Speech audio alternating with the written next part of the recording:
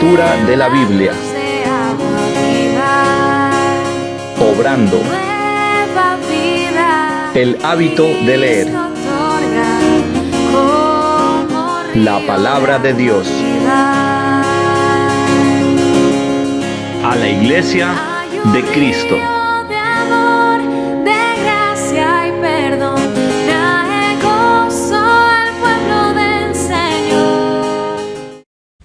Hola hermanos, ¿cómo están? Es una bendición poder estar con ustedes de nuevo el día de hoy en la lectura diaria que estamos realizando de la palabra de Dios. Soy el pastor Germán Álvarez Martínez, pastor de la Iglesia Bautista Misionera en Arenal, ubicada al oriente de la Ciudad de México. Y desde aquí envío un saludo a todos los hermanos que están viendo esta transmisión o bien la repetición de esta lectura de la palabra de Dios. Voy a invitarles por favor a que abran sus Biblias en el segundo del libro de Reyes. Hoy vamos a leer 3 capítulos hermosos, de los cuales vamos a poder extraer también un par de lecciones prácticas para la vida cotidiana de cada uno de nosotros. Voy a pedirles que preparen su Biblia. Voy a leer la versión Reina Valera 1960. Antes de empezar con la lectura, quiero recordarles, hermanos, que nos den un like, que nos dejen un comentario, que si todavía no lo hacen, se suscriban a nuestras páginas en Facebook, Lectura de la Biblia en un año, o bien a nuestro canal de YouTube, Lectura de la Biblia, para que les lleguen las notificaciones todos los días y no pierdan la bendición de escuchar la palabra, así como las meditaciones personales que cada hermano que está realizando la lectura hace de manera práctica para que ustedes y yo seamos bendecidos. Compartan el video en sus redes sociales y vamos a inclinar nuestros rostros y vamos a orar. Padre amado, que tu palabra hable directa y de manera clara y contundente a nuestros corazones. Que tu Santo Espíritu sensibilice el nuestro para ser obedientes a la Escritura. En el nombre de Jesucristo. Amén. Amén. Muy bien, hermanos. Vamos a preparar todo lo que necesitamos en este momento, así que te invito a que prepares tu Biblia, a que prepares tu mente, a que prepares tu corazón para que Dios alimente tu espíritu con su palabra. Dice el segundo libro de Reyes, capítulo 14, así, versículo 1. En el año segundo de Joás, hijo de Joacás, rey de Israel, comenzó a reinar Amasías, hijo de Joás, rey de Judá. Cuando comenzó a reinar era de 25 años, y 29 años reinó en Jerusalén. El nombre de su madre fue Joadán de Jerusalén. Y él hizo lo recto ante los ojos de Jehová, aunque no como David su padre. Hizo conforme a todas las cosas que había hecho Joás su padre. Con todo eso, los lugares altos no fueron quitados, porque el pueblo aún sacrificaba y quemaba incienso en los lugares altos. Y cuando hubo firmado en sus manos el reino, mató a los siervos que habían dado muerte al rey su padre, pero no mató a los hijos de los que le dieron muerte, conforme a lo que está escrito en el libro de la ley de Moisés, donde Jehová mandó diciendo: no matarán a los padres por los hijos, ni a los hijos por los padres, sino que cada uno morirá por su propio pecado. Este mató asimismo a 10,000 edomitas en el valle de la Sal, y tomó a Sela en batalla y la llamó Joctel hasta hoy. Entonces Amasías envió mensajeros a Joás, hijo de Joacás, hijo de Jehú, rey de Israel, diciendo: ven, para que nos veamos las caras. Y Joás, rey de Israel, envió a Amasías, rey de Judá, esta respuesta: el cardo que está en el Líbano envió a decir al cedro que está en el Líbano: da tu mujer por mujer a mi hijo. Y pasaron las fieras que están en el Líbano y hollaron el cardo. Ciertamente has derrotado a Edom y tu corazón se ha envanecido. Gloríate pues, mas quédate en tu casa. ¿Para qué te metes en un mal para que caigas tú y Judá contigo? Pero Amasías no escuchó, por lo cual subió Joás, rey de Israel, y se vieron las caras él y Amasías, rey de Judá, en Bet-Semes, que es de Judá. Y Judá cayó delante de Israel y huyeron cada uno a su tienda. Además Joás, rey de Israel, tomó a Amasías, rey de Judá, hijo de Joás, hijo de Ocosías, en Bet-Semes, y vino a Jerusalén y rompió el muro de Jerusalén desde la puerta de Efraín hasta la puerta de la esquina, 400 codos. Y tomó todo el oro y la plata y todos los utensilios que fueron hallados en la casa de Jehová y en los tesoros de la casa del rey, y a los hijos tomó en rehenes y volvió a Samaria. Los demás hechos que ejecutó Joás y sus hazañas, y cómo peleó contra Amasías, rey de Judá, ¿no está escrito en el libro de las crónicas de los reyes de Israel? Y durmió Joás con sus padres y fue sepultado en Samaria con los reyes de Israel, y reinó en su lugar Jeroboam su hijo. Y Amasías, hijo de Joás, rey de Judá, vivió después de la muerte de Joás, hijo de Joacás, rey de Israel, 15 años. Los demás hechos de Amasías no están escritos en el libro de las crónicas de los reyes de Judá. Conspiraron contra él en Jerusalén y él huyó a Laquis, pero le siguieron hasta Laquis y allá lo mataron. Y lo trajeron luego sobre caballos y lo sepultaron en Jerusalén con sus padres en la ciudad de David. Entonces todo el pueblo de Judá tomó a Azarías, que era de 16 años, y lo hicieron rey en lugar de Amasías su padre. Reedificó él a Elad y la restituyó a Judá después que el rey durmió con sus padres. El año 15 de Amasías, hijo de Joás, rey de Judá, comenzó a reinar Jeroboam, hijo de Joás, sobre Israel en Samaria, y reinó 41 años. E hizo lo malo ante los ojos de Jehová, y no se apartó de todos los pecados de Jeroboam, hijo de Nabat. Él hizo pecar a Israel. Él restauró los límites de Israel desde la entrada de Hamat hasta el mar del Arabá, conforme a la palabra de Jehová, Dios de Israel, la cual él había hablado por su siervo Jonás, hijo de Amitai, profeta que fue de Gat-Efer. Porque Jehová miró la muy larga aflicción de Israel, que no había siervo ni libre, ni quien diese ayuda a Israel. Y Jehová no había determinado raer el nombre de Israel de debajo del cielo. Por tanto, lo salvó por mano de Jeroboam, hijo de Joás. Los demás hechos de Jeroboam, y todo lo que hizo, y su valentía, y todas las guerras que hizo, y cómo restituyó al dominio de Israel a Damasco y Hamat, que habían pertenecido a Judá, ¿no está escrito en el libro de las crónicas de los reyes de Israel? Y durmió Jeroboam con sus padres, los reyes de Israel, y reinó en su lugar Zacarías su hijo. Capítulo 15. En el año 27 de Jeroboam, rey de Israel, comenzó a reinar Azarías, hijo de Amasías, rey de Judá. Cuando comenzó a reinar era de 16 años, y 52 años reinó en Jerusalén. El nombre de su madre fue Jecolías de Jerusalén. E hizo lo recto ante los ojos de Jehová, conforme a todas las cosas que su padre Amasías había hecho. Con todo eso, los lugares altos no se quitaron, porque el pueblo sacrificaba aún, y quemaba incienso en los lugares altos. Mas Jehová hirió al rey con lepra, y estuvo leproso hasta el día de su muerte, y habitó en casa separada, y Jotam, hijo del rey, tenía el cargo del palacio, gobernando el pueblo.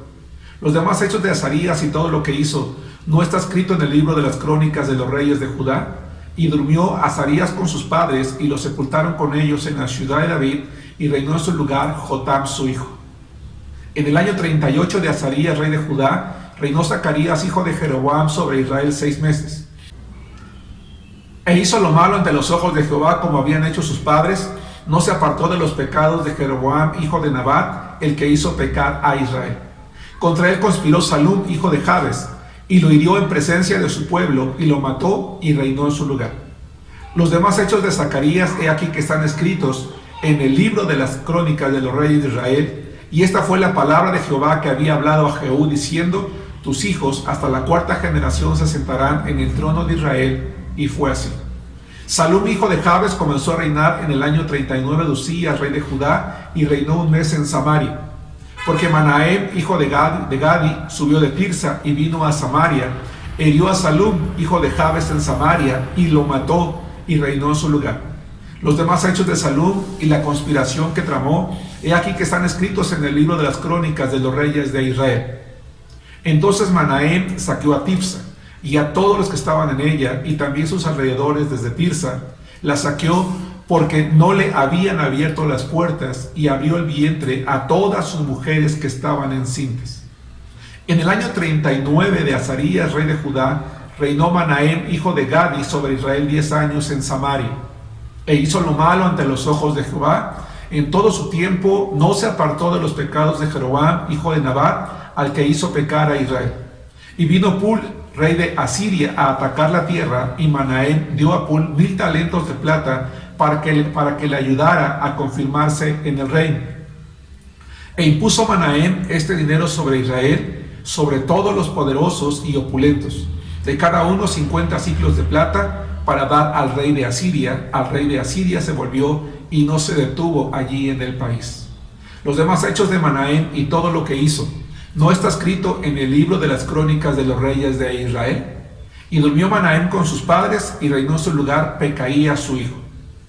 En el año 50 de Azarías, rey de Judá, reinó Pecaía, hijo de Manahem, sobre Israel en Samaria 2 años.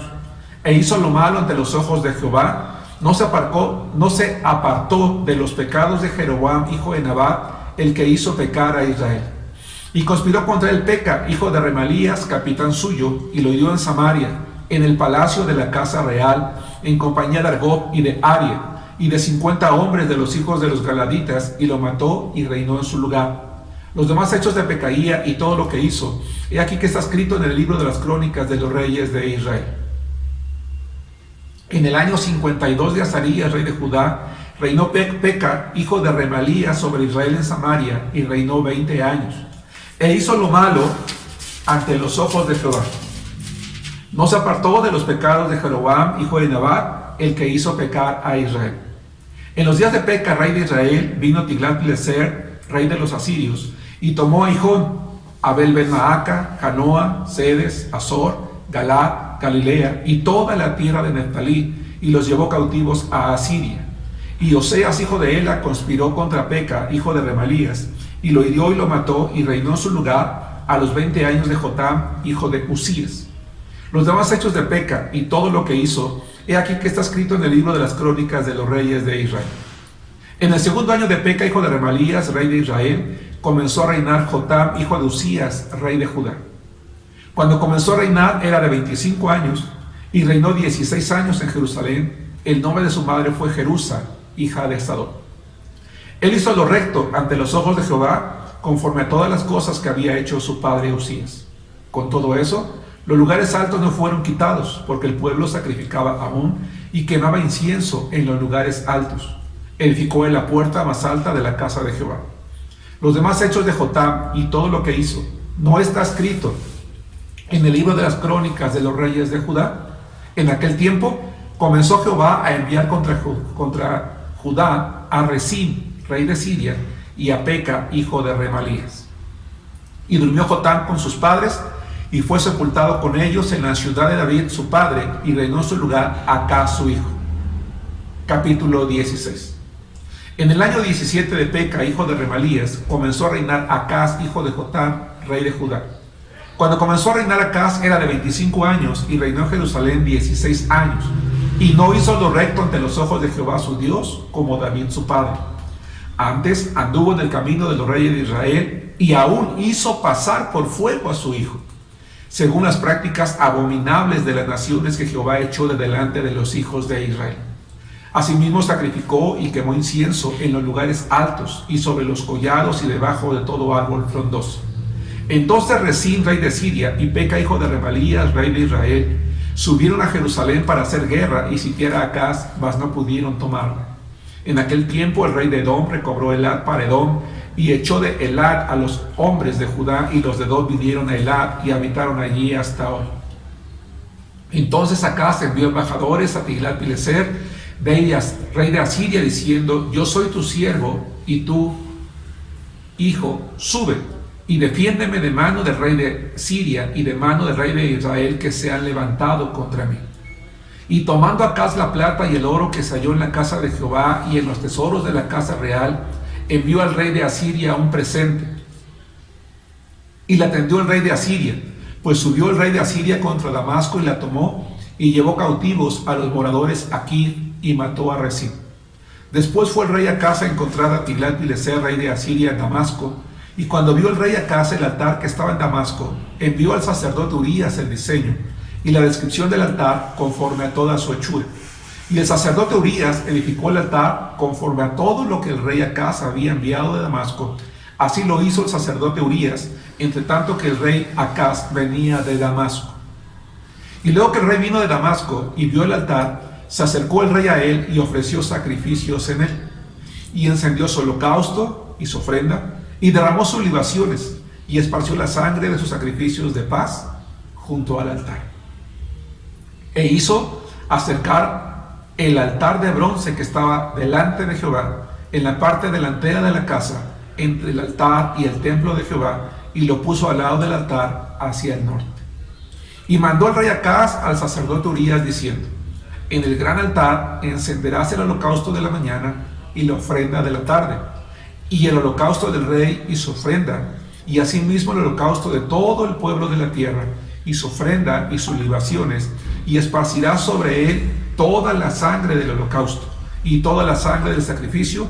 El altar de bronce será mío para consultar en él.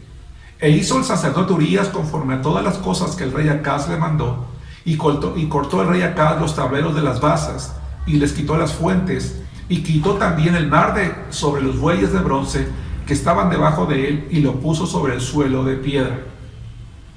Asimismo, el pórtico para los días de reposo que habían edificado en la casa, y el pasadizo de afuera, el del rey, los quitó del templo de Jehová por causa del rey de Asiria. Los demás hechos que puso por obra Acaz, ¿no están todos escritos en el libro de las crónicas de los reyes de Judá? Y durmió el rey Acaz con sus padres, y fue sepultado con ellos en la ciudad de David, y reinó en su lugar su hijo Ezequías. Hasta aquí, hermanos, la palabra de Dios. Muy bien. Esta porción, hermanos, estos 3 capítulos del libro de los Reyes, contienen varias enseñanzas prácticas para la vida cotidiana de cada uno de nosotros, hermanos. Pero en esta ocasión yo quiero tomar únicamente 2. La primera idea que de manera general está desarrollada en cada uno de esos 3 capítulos, hermanos, nos hace pensar en lo siguiente. Nos hace pensar, hermanos, que lamentablemente el pueblo de Israel, no solamente Israel, refiriéndome a las tribus del norte, sino toda la nación, es decir, las tribus del norte y las tribus del sur, es decir, Israel y Judá, tomaron, hermanos, una decisión muy mala en el pasado. Hacía muchos años, mucho tiempo antes de esta lectura que nosotros acabamos de realizar, que el pueblo había tomado la decisión, hermanos, de preferir tener un gobernante humano como todas las naciones, hermanos, que lo rodeaban, antes de que Jehová el Señor siguiera siendo su rey. Lamentablemente, Israel quería ser como las demás naciones y desafortunadamente terminaron siendo exactamente igual. ¿Por qué? Porque ellos, hermanos, en realidad no permitieron que Dios eligiera a sus reyes, especialmente las tribus del norte. ¿Por qué? Porque la palabra de Dios nos enseña, hermanos, que en las tribus del norte, la mayoría de veces los reyes que terminaban ascendiendo al trono lo hacían porque habían asesinado a quienes les habían antecedido. Exactamente eso es lo que hacían las demás naciones. Las naciones paganas, cuando ya alguien no quería a su rey, o se sublevaba, o se levantaban un golpe de estado, o simplemente, ¿verdad?, quería el trono, iba, lo asesinaba, lo mataba él mismo con sus propias manos, contrataban a algunos asesinos, y era la manera en la que en las naciones paganas, hermanos, se ascendía al trono. Y lamentablemente, hermanos, en Israel, refiriéndome a las tribus del norte, pasaba exactamente lo mismo. Es decir, el pueblo quiso ser como las demás naciones y terminaron siendo exactamente igual, y en ocasiones, hermanos, terminaron siendo peores. Judá, las tribus del sur, hermanos, no era diferente. Allí el rey nos asignaba según la descendencia. Esto, podríamos decir, era algo bueno. Pero lamentablemente, hermanos, de 20 reyes que hubo en el norte, todos fueron malos. En el sur, de 20 reyes que hubo, únicamente 8 fueron buenos. Es decir, en el reinado predominaba algo, hermanos, predominaba la maldad. Incluso esos 8 que fueron buenos, hermanos, no podemos decir que fueron perfectamente buenos, pues varios de ellos todavía permitían que ciertos cultos, que ciertas tradiciones permanecieran, hermanos, vigentes entre el pueblo. Y es que ese es el problema.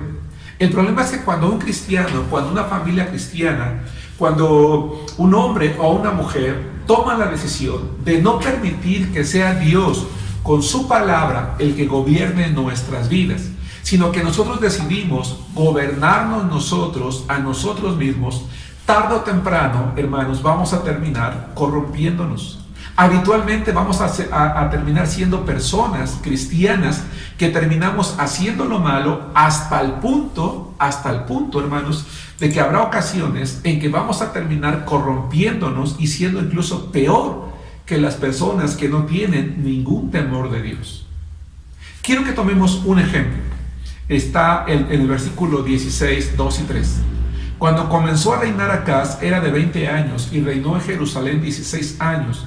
Y no solamente dice la palabra de Dios que no hizo lo recto ante los ojos de Jehová su Dios, sino que dice la palabra del Señor que anduvo en el camino de los reyes de Israel y que todavía, o que incluso hizo pasar a su propio hijo, hermanos, por fuego. Esto era algo pagano, era algo terrible. Ofrecer al primogénito, hermanos, lanzándolo en los brazos de uno de los dioses, en el cual, hermanos, moría quemado el bebé, y para que no se escucharan los gritos, se acallaba con tambores de los sacerdotes. Era algo terrible, hermanos, era algo espantoso. Hermano, hermana, has decidido que no sea Dios con su palabra el que gobierna tu vida, sino que has decidido tú gobernar tu propia vida con tus propias decisiones, porque crees que eres más sabio, más sabia que Dios, porque crees que los mandamientos de Dios son gravosos, o porque simple y sencillamente no estás de acuerdo con la palabra de Dios. Ten cuidado. Ten cuidado, porque a lo mejor eventualmente puedes ser una buena persona y comportarte como una buena persona. Pero cuando alguien se aleja de los mandamientos de Dios, su mente y su corazón terminan siendo contaminados y contagiados por el pecado, y va a llegar el día, no necesariamente es una ley, que puedes llegar a tener una vida totalmente corrompida en virtud de que te has alejado de los mandamientos de Dios. La segunda idea que quiero compartir con ustedes, hermanos, de estos capítulos, habla acerca de la disciplina de Dios. Hablar de la disciplina de Dios es hablar de un tema muy, muy amplio. El día de hoy quiero centrarme en algo particular que está en el capítulo 14, versículo 6, y que me voy a permitir rápidamente leer. Pero no mató a los hijos de los que le dieron muerte, conforme a lo que está escrito en el libro de la ley de Moisés, donde Jehová mandó diciendo: no matarán a los padres por los hijos, ni a los hijos por los padres, sino que cada uno morirá por su propio pecado. Hermanos, lamentablemente hay muchas iglesias en las que hay muchos cristianos mal informados y mal enseñados acerca de supuestas maldiciones generacionales. Hay muchas iglesias en las que se habla, el pastor o los predicadores, de las maldiciones generacionales, culpando a los padres, a los abuelos, a los antecesores de uno por los pecados que uno está viviendo. Es por culpa de tus padres que tú fornicas. Es por culpa de tus abuelos que tú adulteras. Es por culpa de tu padre o de tu madre que tú eres alcohólico, que eres delincuente. Y quiero que vengas, te dicen en esas iglesias, y los pastores o pseudopastores, porque yo no puedo llamar pastor a alguien que miente y que enseña incorrectamente la palabra de Dios, diciendo: vente, vamos a romper esa cadena generacional, esa maldición generacional, vamos a echar fuera esos demonios que te tienen atrapado, y por eso vas a ser librado de esos pecados. Hermanos, eso es mentira, eso no es bíblico. Lamentablemente hay muchos que acuden a lugares, como acabo de decir, donde supuestamente oran por ellos para romper esas maldiciones generacionales. En el mejor de los casos solamente les hacen una oración, pero en el peor, como ya dije, supuestamente les echan fuera demonios, y en otros hasta les cobran dinero. Y digo supuestamente, hermanos, porque de acuerdo a la palabra de Dios, una persona que ha recibido a Jesús en su corazón como su Salvador personal jamás podrá ser habitada por un espíritu demoníaco. Y la razón es muy simple. Para que un espíritu de demonio entre al corazón de un cristiano, primero tiene que sacar al Espíritu Santo de allí. Y la palabra de Dios dice que más poderoso es el que está en nosotros que el que está en el mundo. 2. Sacar al Espíritu Santo de nuestro corazón implicaría pérdida de salvación. Y de acuerdo a la Biblia, la salvación no se pierde. Y como no se pierde, el Espíritu Santo está allí protegiéndonos. Así que tienes que tener cuidado, hermano, hermana, de cuidarte.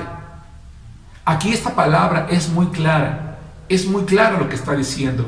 No matarán a los hijos por los padres.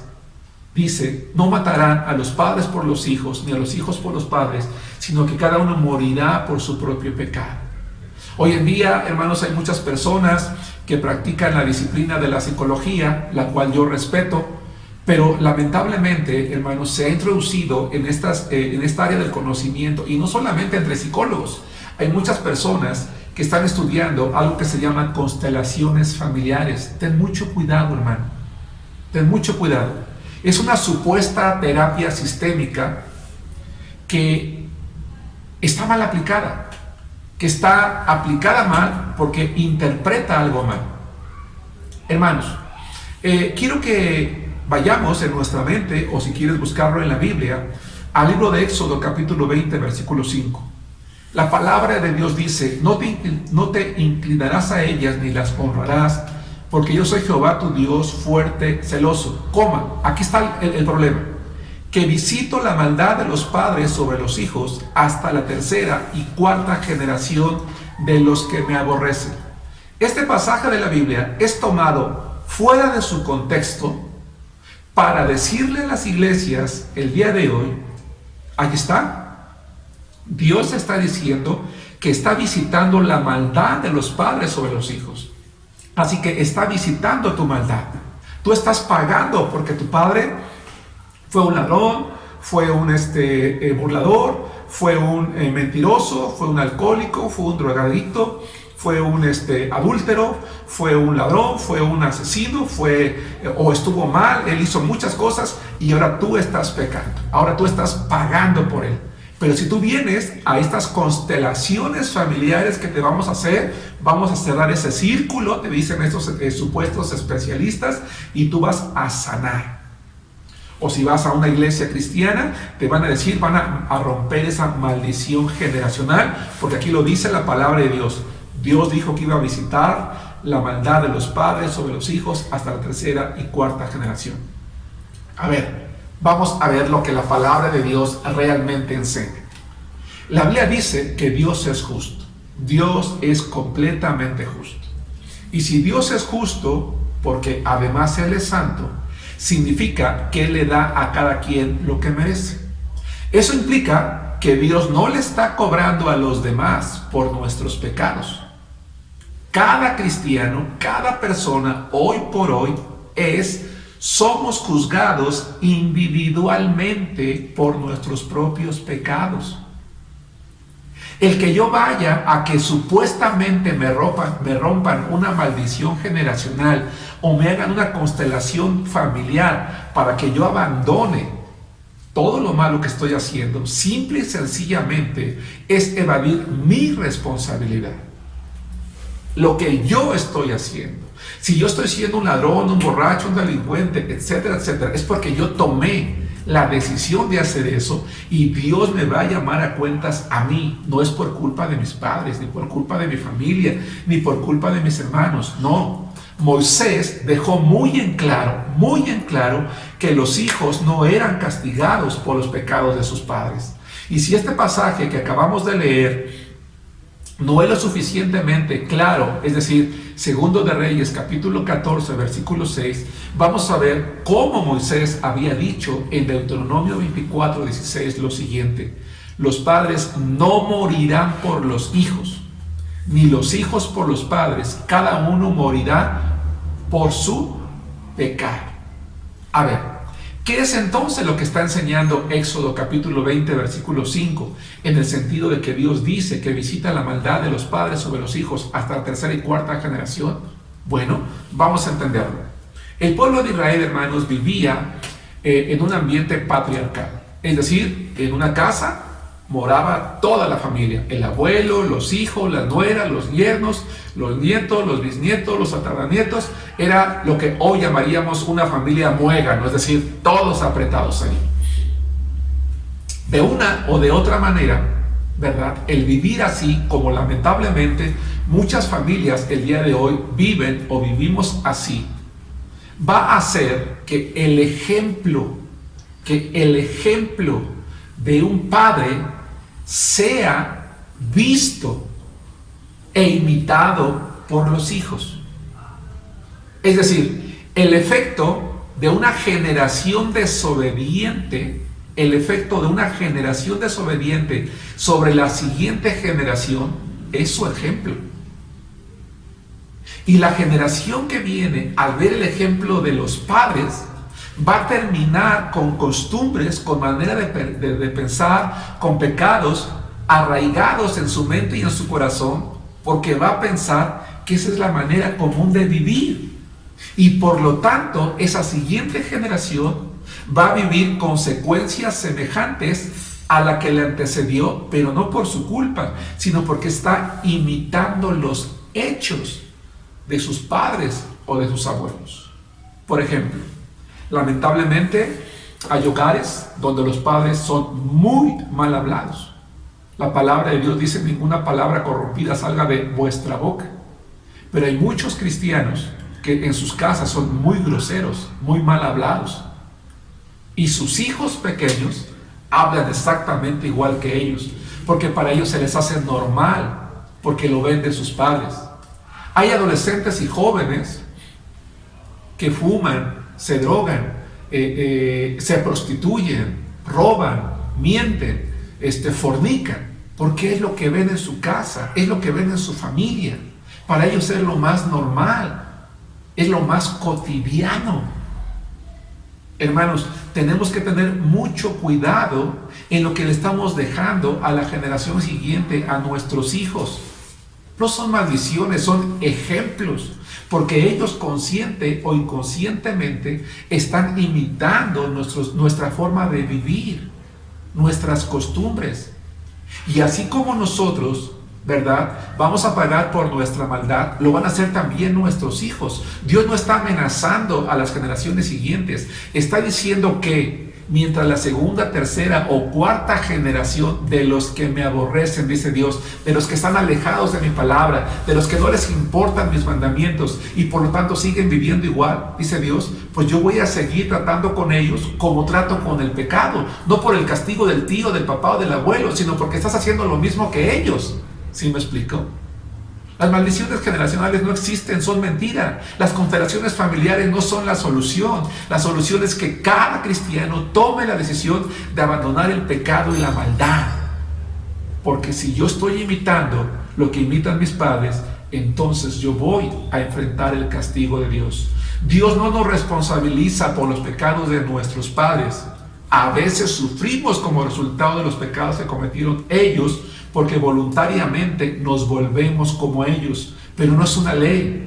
Hay quien dice que un alcohólico, ¿verdad?, que si alguien tuvo un padre alcohólico, entonces forzosamente él va a ser alcohólico. Eso no es cierto. Hermanos, yo soy hijo de padre alcohólico. Mi padre, lamentablemente, fue un hombre que a causa de su alcoholismo murió en la calle. Y saben, yo no soy alcohólico. Lo que sí puedo decirles es que teniendo yo aproximadamente, hermanos, unos quizás 11 años, 10, 11 años, tal vez más, poco menos, era yo un niño, mi papá era albañil. La única vez en la vida que yo me he embriagado en mis 55 años de vida fue precisamente, hermanos, entre los 10 y 11 años, y fue porque mi padre me dio de beber. Él era albañil. Yo, un niño, trabajaba con él, le ayudaba como podía, le hacía la mezcla, le acercaba los tabiques o la herramienta que él necesitaba. Él bebía, tomaba pulque, una bebida que se conoce aquí en México, no sé si se conoce en otras partes del mundo. Es una sustancia extraída del maguey, ¿verdad?, el aguamiel, que se fermenta y se convierte en una bebida muy embriagante, aunque también se puede producir de manera química. Mi padre se embriagaba con eso y me empezó a dar. Yo le decía, no, papá. Me decía, tómale. Le decía, no. Me decía, bébele. Decía, es que se va a enojar mi mamá. Mi mamá era costurera, hermanos. Mi papá muy pocas veces trabajaba. De hecho, él estaba ese día trabajando en casa, estaba echando un piso de la casa. Decía, se va a enojar mi mamá. Ella era la que nos mantenía. Ella era la que trabajaba para que pudiéramos vivir. Ella fue la que, hermanos, a mi hermano y a mí, a mis hermanos y a mí, nos sacó adelante. Pero mi padre insistió, dijo, no, yo te estoy diciendo que lo hagas y toma. Y hermanos, terminé embriagado. No supe de mí, era yo un niño. La única vez que yo me embriagué en la vida fue porque mi padre me dio, me motivó, me enseñó. Pero hermanos, doy gracias a Dios porque al poco tiempo, tendría yo unos 12 o 13 años de edad cuando vine a Cristo. Y la palabra de Dios dice que de modo que si alguno está en Cristo, nueva criatura es. Y por la gracia de Dios, hermanos, al venir a Cristo, el Espíritu Santo entró a mi vida y yo aborrecí eso. Aquel día que yo me embriagué no me gustó. Tuve la oportunidad en otras ocasiones como adolescente, hermanos, como joven, con los amigos de que me invitaron a copa y yo dije, no, yo no quiero seguir el mismo camino de mi padre. Yo no quiero terminar como él. Yo no quiero tener un día una familia y darle el maltrato que él nos dio durante toda la vida. Yo me aferré a Cristo. Yo sabía que Cristo podía librarme y que yo no estaba destinado a ser como Él, porque ahora yo era libre en Cristo, era un hijo de Dios. Y cuando uno está en Cristo, la palabra de Dios dice que el Espíritu Santo viene a nuestra vida para cambiar y transformar y no hacer y no permitir que seamos, que repitamos los mismos pecados de nuestros padres, sino que seamos nuevas criaturas. No soy y no he sido nunca un cristiano perfecto. Hay muchas cosas de las que me avergüenzo porque soy pecador. Pero no porque mi padre fue alcohólico, lo soy yo. Jamás. Jamás fue algo que pasó siquiera por mi mente. Ni tampoco responsabilizo a mi padre, ¿verdad? Dios sabe que no miento. A pesar de todo, yo lo amaba, porque fue algo que mi madre me enseñó y me inculcó. Me inculcó a amar y a respetar a mi padre, a pesar de cómo él era. Porque ella, como mujer cristiana, quería que nosotros, sus hijos, no viviéramos con rencor o resentimiento. Yo no tuve la necesidad de que alguien rompiera una maldición generacional o me hicieran, hermanos, una terapia sistémica llamada constelación familiar. Yo lo único que necesité fue tener a Cristo Jesús en mi vida para no tener que imitar el pecado de mi padre o de mis antepasados. Hermanos, dice la palabra de Dios en Ezequiel 18:20: el alma que pecare esa morirá. El hijo no llevará el pecado del padre, ni el padre llevará el pecado del hijo.